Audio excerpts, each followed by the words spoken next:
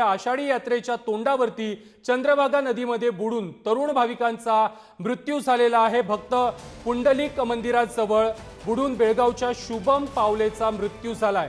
नदीमध्ये अंघोळीसाठी गेला असताना पाण्याचा अंदाज न आल्याने हा भाविक बुडालेला आहे आणि त्याचा मृत्यू झालेला आहे।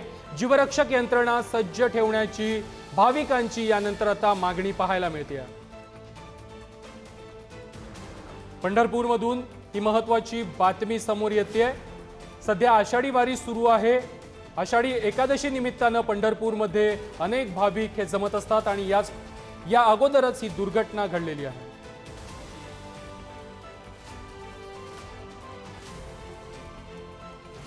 पंढरपूरमधून ही महत्त्वाची बातमी आहे।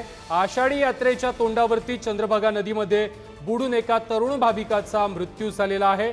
भक्त पुंडलिक मंदिराजवळ बुडून बेळगावच्या शुभम पावलेचा मृत्यू झालेला आहे। नदीमध्ये अंघोळीसाठी गेला असताना पाण्याचा अंदाज आला नाही आणि या भाविकाचा बुडून मृत्यू झालेला आहे।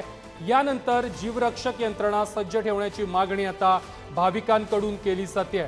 आषाढी वारी सुरू आहे। पंढरपूरमध्ये शेकडोंच्या संख्येने भाविक दाखल होत असतात आणि याआधी ही दुर्दैवी घटना समोर आलेली आहे।